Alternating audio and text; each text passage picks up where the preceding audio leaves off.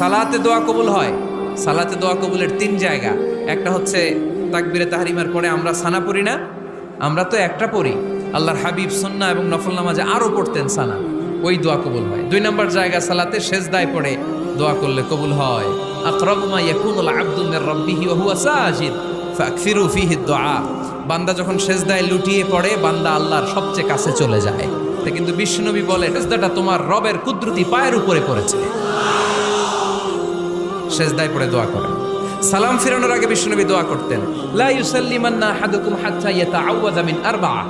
আল্লাহর হাবিব বললেন, চার জিনিস থেকে পানাহানা আছে আমার কোন উম্মত যেন সালাম না ফিরায়। তারা যেন পড়ে, আল্লাহুম্মা ইন্নী আউযু বিকা মিন আযাবিল কবর, আউযু বিকা মিন আযাবি জাহান্নাম, আউযু বিকা মিন ফিতনাতিল মাহইয়া ওয়াল মামাত, আউযু বিকা মিন ফিতনাতিল মাসিহিদ দাজ্জাল। আল্লাহ কবরের আযাব থেকে বাঁচাও, আল্লাহ জাহান্নামের আগুন থেকে বাঁচাও, আল্লাহ জীবন মরণ